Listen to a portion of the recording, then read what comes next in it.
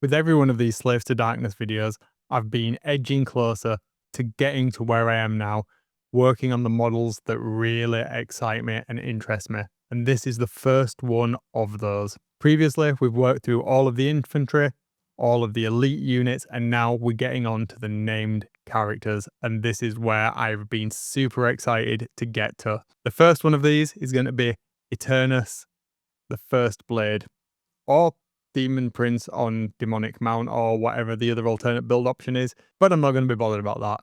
I'm here for Eternus. In this video, we're going to tackle this guy, his demonic steed, and figure out how we can make him look cool, because that base just ain't going to cut it. Let's get into it after this.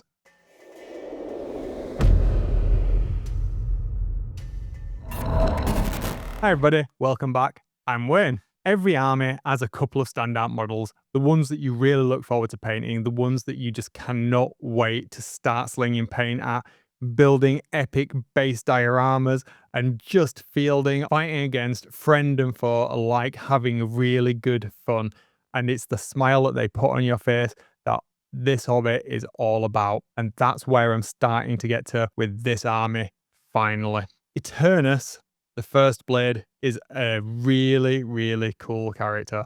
I didn't really like him at first, but as I started to look at the model in more detail, the details started to pop out to me and almost tell the story of their own. Before I even knew any of the background or the lore around this guy, I could see that there were real potential here, and it was something that I wanted to paint far before I started getting into Slaves to Darkness. Now, there's a couple of things about this model that I'm not overly keen on. You're never going to be at 100% sold on every model. And there's small tweaks you could make here and there. I've chosen not to in this case. I've gone with the things that I even didn't like, kept them on there, and well, I'm sure they'll grow on me over time, but I wanted to field him as fast as possible. So with that in mind, I've built him pretty much as standard. The one thing that didn't work for me, however, is the base. Now, some of the named characters, well, in fact, all of the named characters for me should really stand out. And Eternus just doesn't stand out on the battlefield. At a glance, you would just mistake him for perhaps the Varangard or one of the Varangard. And that's just not good enough for me. I want this guy to be head and shoulders above everything else and look like an absolute unit on the battlefield. With that in mind, I wanted to raise him up a little bit higher up. I wanted to give him a little bit of a different paint scheme, but I wanted him to fit in with the overall theme of the army. That's what we've been doing all along. So we're going to keep with the theme of the base. That's not going to change at all. But some of the small details that maybe at a glance you wouldn't notice, when you start to look at the entire army as a whole, you'll see that there's certain elements that have drawn through into Eternus and subsequently into some of the other named characters. What's that going to be? Well, you'll have to stick around to find out. Hopefully you're enjoying these videos, and if you are, you'll have subscribed. If you've not, do subscribe. The channel's actually growing, and that's surprising. But do let me know what type of content you enjoy hearing me talk about, or the type of projects that you want to see me work on that might not just be straight painting guides and tutorials. Let me know down in the comments. Let's have a chat. Anyway, that's not what you're here for right now, is it? It's to find out more about Eternus. So let's go and have a look at how we painted him and how we built a little bit more of a scenic base. I'm really surprised this guy doesn't come on some sort of scenic base, considering. In fact, the alternate build of this, the Chaos Lord on whatever steed it is, has got a little bit more of an interesting base than Eternus himself. The nice thing about this is the model's rearing back, so we can definitely do something about it, and that's going to add a little bit of additional light. And that's exactly what I want to do. I just want to make sure that everything's flowing in the right direction as well. I want this to be rearing back a little bit more than it currently is, just so that the chains look like they're hanging straight down and the skull flail straight down as well. I just think it gives it a little bit more presence on the battlefield. And as I've said, I want to elevate it a little bit, just to give it a little bit more gravitas and make him look a little bit more important, just to stand out from the other models that look similar to this. Specifically the Varangard, where we have one in a very similar pose as it is. So we definitely want to make him look like he's different. Okay, let's get him off of the base and start to have a play around then. I know we've already started the painting. Don't worry, we'll get to that later on. let's do the base first because we've only used the same techniques we've done previously to get him to this point anyway. So if you want to see how I got to this point, definitely check out some of the earlier videos like the Chaos Knights and the Varangard. Anyway, let's look at the base. I'm going to use some Slayer. I just grabbed this stuff from the garden and this seemed like a really good starting point to get some elevation into the base. As I'm doing this, I want to be aware of how wide these stones are as well. I don't want to make the width any bigger really than the base is currently. It just makes for an easier storage situation, and obviously we aren't really gaining anything from the width, it's the height that we want. So I'm just going to work through a couple of different stones that I got out of the garden. This is just some blue slate, and see if I can find one that kind of fits purpose. We can always mess about with it later on and make it exactly how we want it. I kind of liked the shape of this. It was just a little bit too wide. This guy a little bit too small perhaps, but he's going in the right direction. And well, yeah, that's not going to work, is it? Let's be honest. Let's try another one. And well, this one, oh, this felt good straight away. Absolutely, I'm there for this. Now, I had previously washed all of these stones just to make them a little bit easier to work with. And it's a case of just having a play, to be totally honest. I mean, that's the thing with basing. It's like everything, it's subjective, but you can figure it out for yourself what you like and is it going to be fit for purpose or your purpose. And this is starting to look like something that I might be wanting to use. It fits the theme, I think. So it's not too far removed from the bases we've already got across the rest of the army. And this is definitely going to give us a little bit more height without taking him too far into the realms of, being like mentally out of scale with everything else. This does look somewhat believable, but it's just a bit of a stone in the middle of nowhere. Now, I should have probably not stuck it down at this point. I could have played with it a little bit more, but, risk taking. I just banged a little bit of super glue on there and got it stuck right on the base, and then I'll figure the rest out as I go along. Now, sometimes it's really useful to do something like this and, take a bit of a risk. Yeah, I've stuck it down. I can always take it off if needs be, but I'd already resigned myself to the fact that I was going to have to build up around this just to give it some more integration with the other bases we've got, especially with some of the other character models I'll be working on later on, because all of those are going to have sculpted scenic bases anyway. Now, how am I going to stick this down so it's definitely going to go anywhere? A little bit of bicarbonate of soda onto the super glue, and it's basically going to become rock hard.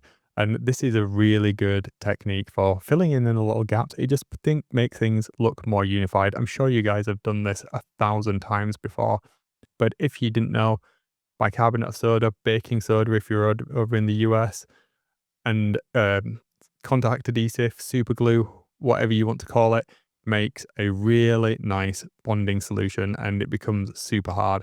Just be cautious of the amount of fumes that some super glues can give off. It's really not overly healthy, and I strongly recommend you have some type of filtering mask on. I definitely did at this point because, yeah, it wasn't a pleasant smell and it was starting to hurt my eyes. So, yeah, do bear that in mind. Okay, right. Once this was completely stuck down, I could start to think about what I was going to do with integrating some other bits and pieces of basic material into this and building a base that was going to be fit for Eternus. I think we've got a solid base now, so let's rip out some cork. Now, you've probably got some of this kicking around. If not, it's super cheap and inexpensive to buy. You can get it anywhere. This is just some placemats that I'm tearing up. I'm going to use it to add another little bit of decoration to the base just to start to tie things together. I could use some more rocks and I'm going to do that later on. Am I putting this in any specific places on the base? Well, kind of.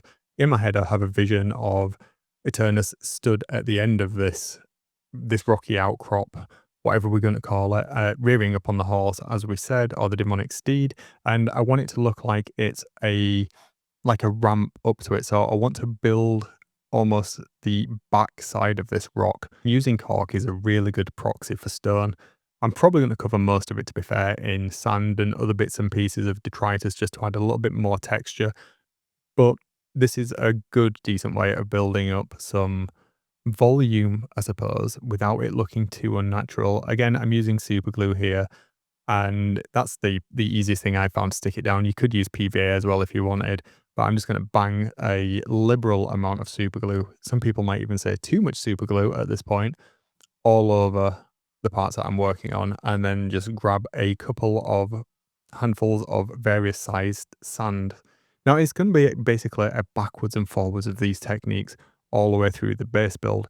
And it's a case of just adding little bits here, little bits there, sticking it down and looking at it and thinking, well, does it actually fit my vision? If it does, great. If it doesn't, I'll add a little bit more. Much like with painting, it's much easier to add stuff at this point than take away. Dry fitting where possible some of the larger bits, but for the most part, it's experimentation, it's having fun and trying to get something that looks pretty natural. That's what I'm going for. I'm not going to go OTT with too much detail. I don't want to detract from the sculpt because we've not done that with any of the other models really. The basing is loud visually anyway because it's got that glow, hasn't it? We don't want to add too much more visual noise to the base that's going to detract from the model because we've got such a bright color coming from the base. I'm trying to keep it quite simple and quite toned down. So my original idea was to add a load of basing bits to this as well, you know, loads of superfluous skulls. I was going to add some battle banners as well to make it look more like it was an important unit.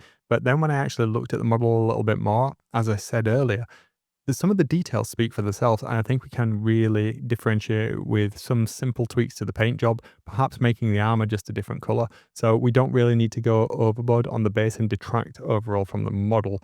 That's my thought process in doing this.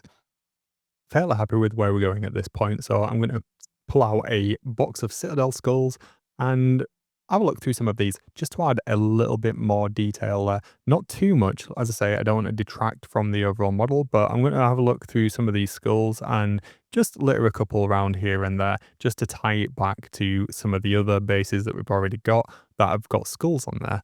And this will be a nice way of differentiating as well some of the character models, since we've used them quite sparsely on the rest of the army's bases. Not going to go OTT though, it's definitely not cornet. Remember, these guys are supposed to be unaligned, so we don't want to go too far down the skulls for the skull throne route. Sprinkle those over your base, and we're pretty much ready to start adding a little bit more texture because variation is good. I love this AK interactive ground texture. I've got a couple of different ones, and it doesn't really matter which one you use. It's all pretty much the same stuff, really, and I'm going to paint the entire base anyway. Now, I've put a couple of bits of blue tack on here because this is where I'm going to stick a horse, and it's a case of how am I going to stick the horse to some stone? Well, that's going to be a little bit difficult, I think. So I have glued down a skull that I can use to pin it later on. Notice later on in the video as well that I had actually come back in and added another skull to the other side of the base, just so that I could pin the horse really securely into place and make sure it wasn't going to go anywhere. It just evened up the pose a little bit. It seemed just a tiny bit off balance, but it was noticeable enough that it would have looked a little bit funky. So occasionally you will mess up and you will want to come back in and just rectify those problems as you work through a project. There's absolutely nothing wrong with that. Anyway, this texture paste, I'm going to daub it pretty much in some interesting places all over the base. There's no real rhyme or reason. I'm just going with the flow, to be honest. Seeing where I think it would look natural almost, where I would get build-up of detritus as the wind blows over whatever region this is supposed to be set in. And I'm just trying to tie the elements together.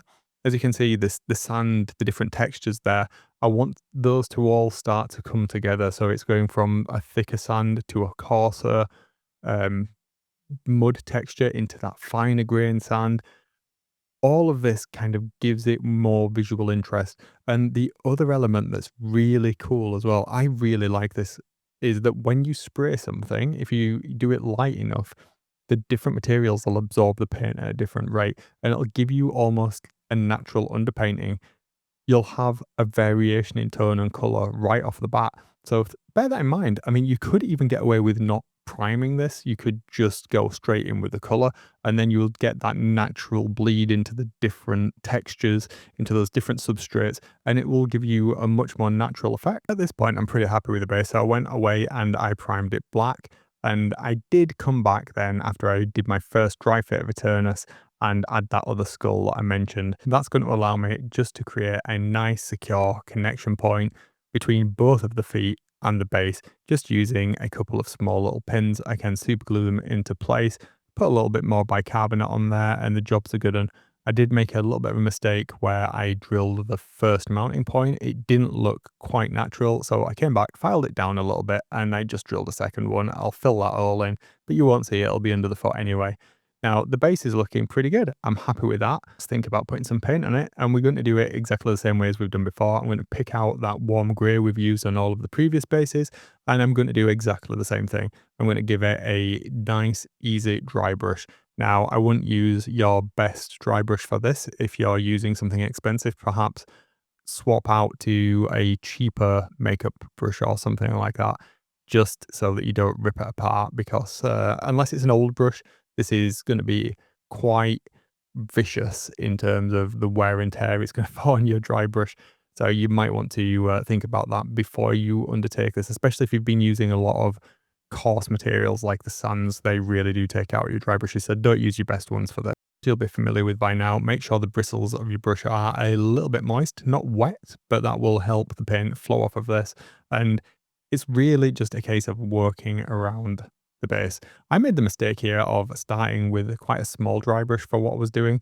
I did swap out later on, but you know, it doesn't really matter. I could have done this in half the time if I'd have started with a larger brush in the first instance, but it is what it is. Pick out any details as well where you want to have the viewer's eye travel to. So I'm going to give the skulls a little bit of extra attention because I'm going to come in with a contrast paint later on and just make sure those are picked out. Again, it's just a little bit more of a visual journey around the base without detracting too much.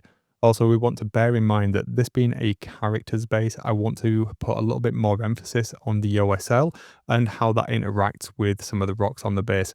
So make sure that you pick out some of the edges a little bit more fully than you would have done previously, and that'll just help that underlighting play off of the different materials a little bit easier. So that'll be you could come back in and edge highlight it or dry brush it with a red or a lighter magenta, but you might as well utilize the transparency of acrylic paints in the first instance and inks.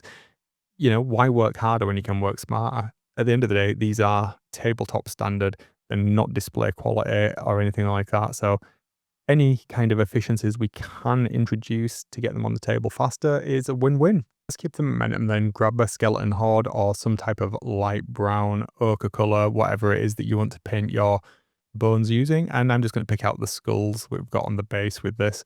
Nothing overly complicated here. We won't spend too much time dwelling on this. Just make sure you pick all these out at this point, and then we can start to look at what we can do with the rest of the base.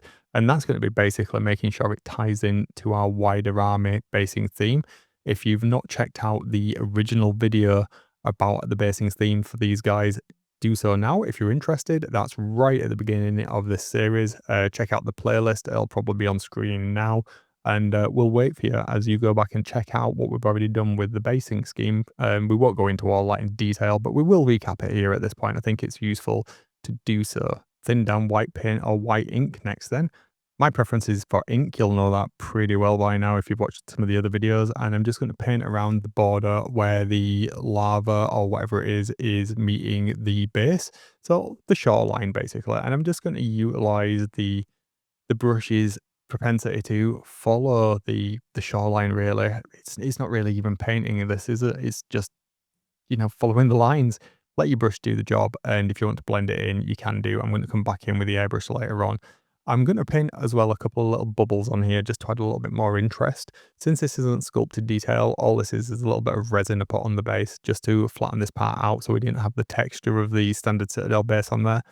Since we're going to have it shiny and glowy later on, it's just nice to have a little bit more additional detail. If I'd have thought about it at the time, I could have put some little glass beads in there and that would have looked much, much better. But well, that was something that past Wayne should have thought about and future Wayne didn't. So, yeah.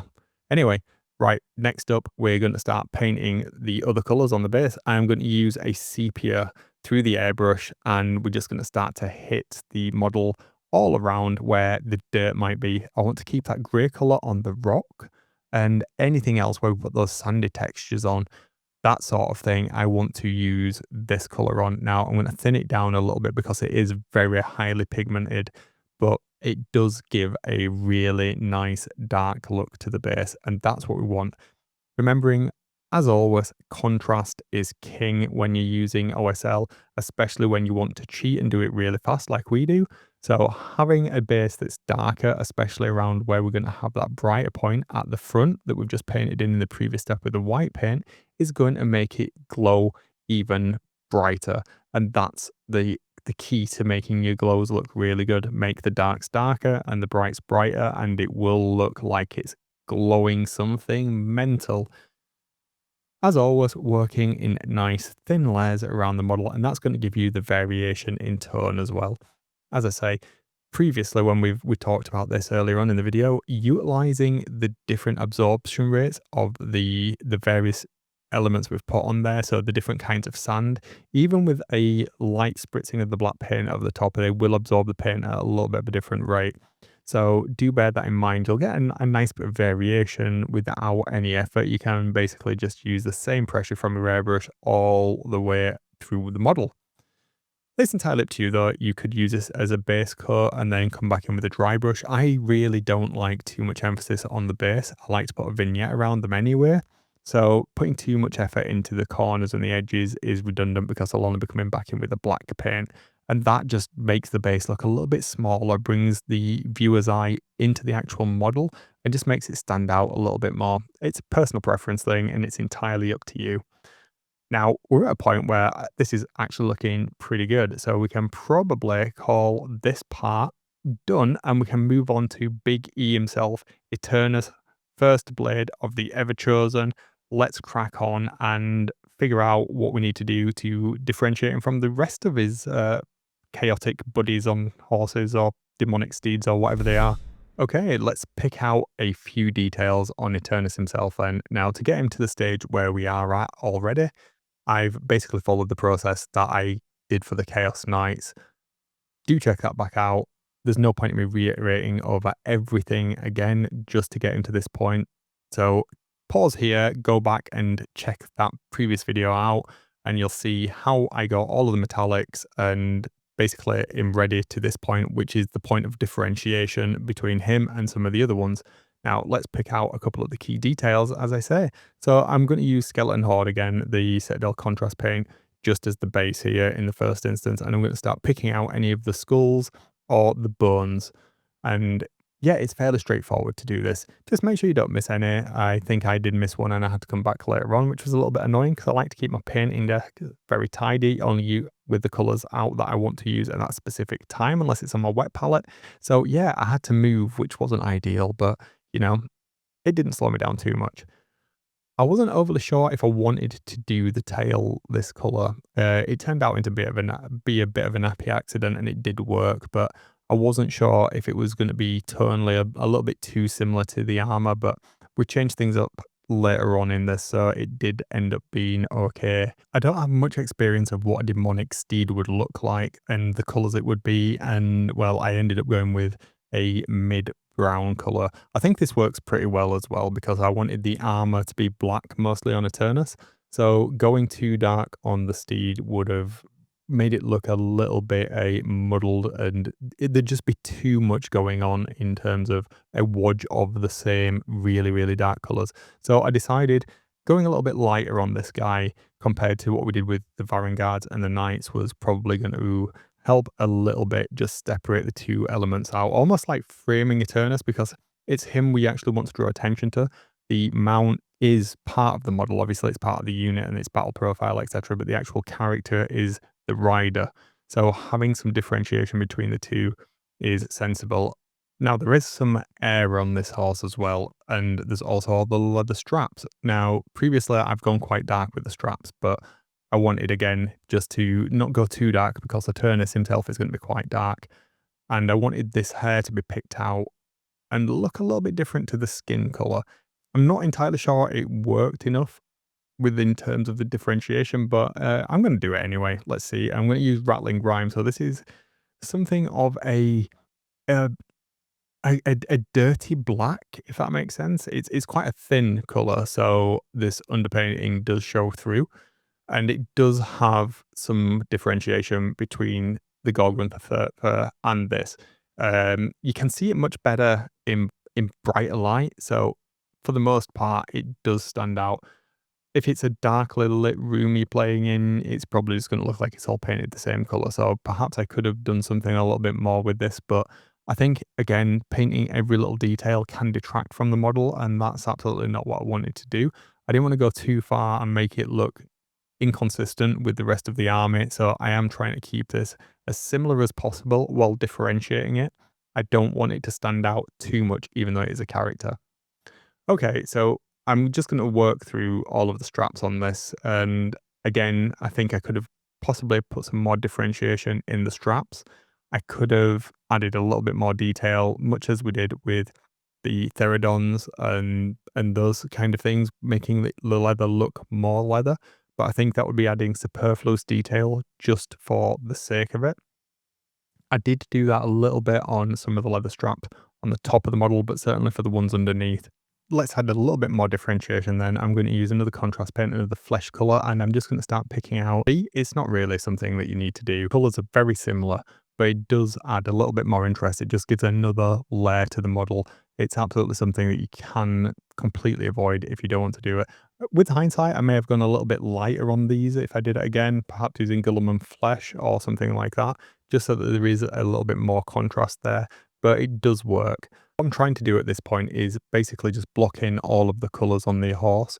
I want to get everything done to the point where I can start to spend a little bit more time picking out certain details and getting the armor sorted. Before we do that though, we've got the banners on his back to get sorted. So let's get those done now and tie it back to some of the earlier models that we did, because we need to figure out a place where we can get that blueness on here because we don't have a shield.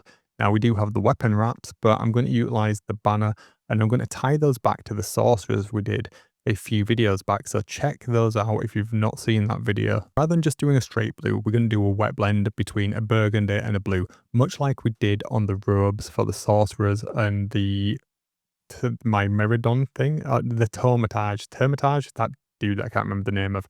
Okay, right, make sure you've got both of your paint pots open and you want a decent sized brush for doing this. Remember, you're not going to have a lot of time to work here, and I'm going to start with the burgundy color first because this is just a wonderful color, but it's really highly pigmented. So you do want to perhaps water this down a little bit. Now, when you're wet blending, the key to it is speed.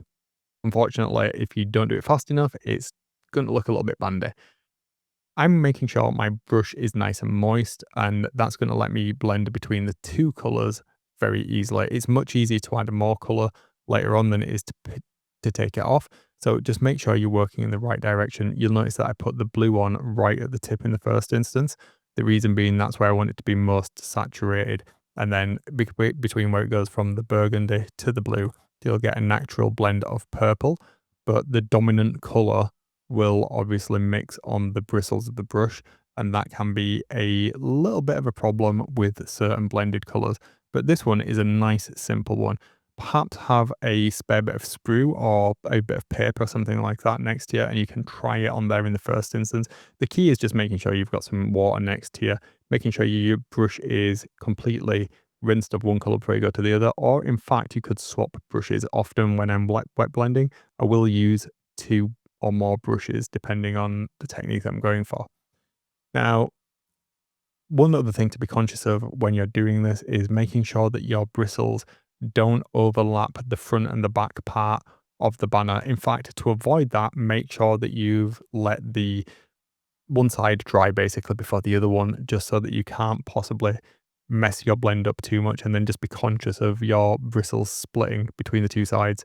Luckily, that didn't happen to me in this case, and we got away with it, but it's something definitely to bear in mind, especially when it's these smaller, more delicate parts where there is a risk of your brush getting split and you spoiling the work that you've put in on one side as you're working on the other. That can be annoying. I'm speaking from experience on this one, guys. I'm not happy with the colour of the armour on this. It's too similar to the horse, so I'm going to use another paint. Now, this Nazreg Yellow, I absolutely love this contrast paint, and I'm going to paint it over all of Eternus's like baroque parts of his armor, whatever you want to call it, all of the chaosy trim that Chaos seemed to get from the Chaos Warlord armor shop, with all of the artificery goodness.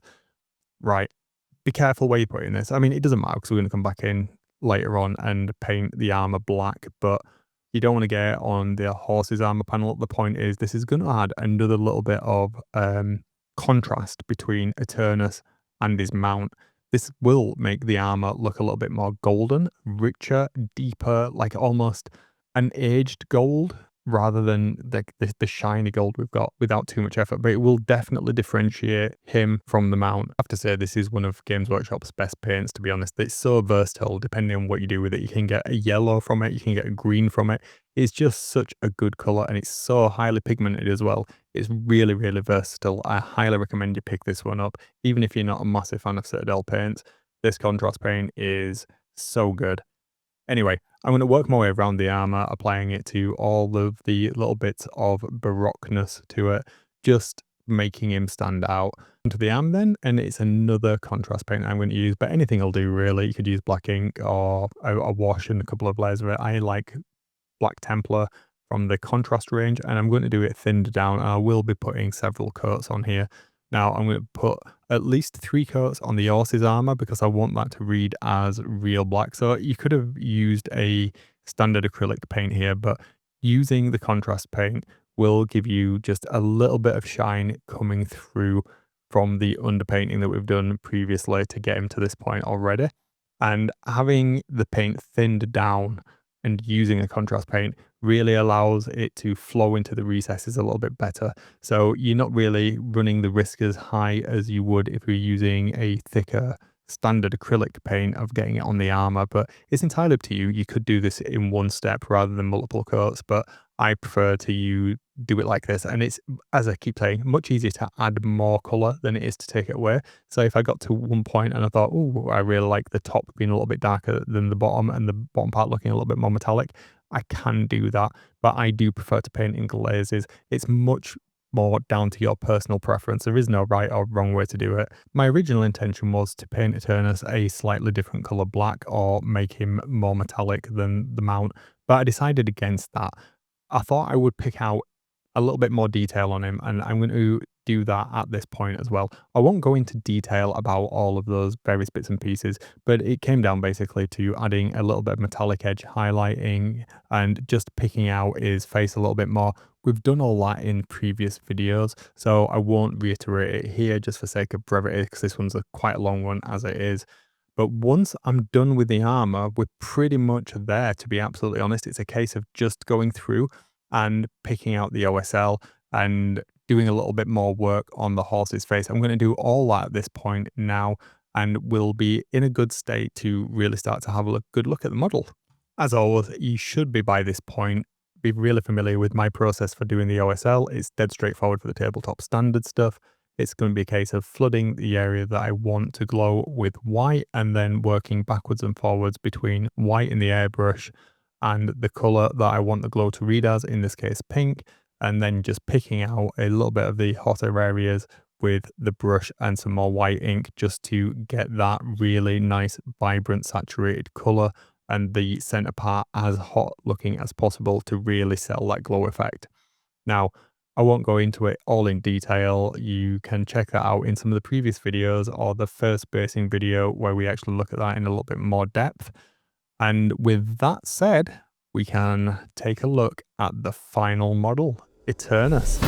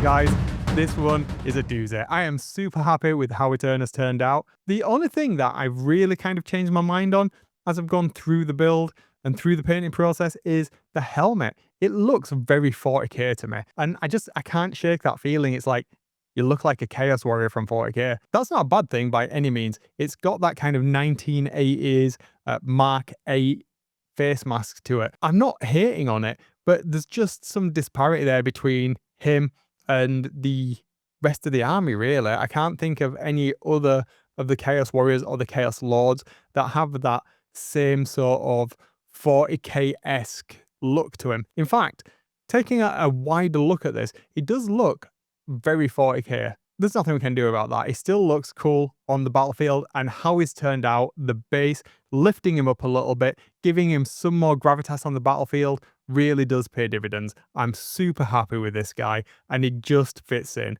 How we've tied him into the Chaos Wizards, Sorcerers, sorry, and that little bit of a gradient that we used on the banner, and other bits and pieces here and there have just really helped take him above the rank and file, giving that named character status without taking too much away from the hierarchy of the other named characters above him. It absolutely does what I wanted, and I'm super happy with it. I hope you enjoyed this video. Let me know what you thought down in the comments. Give me a subscribe if you've not, and hopefully you'll join me for the next one. See you later, and have a good one.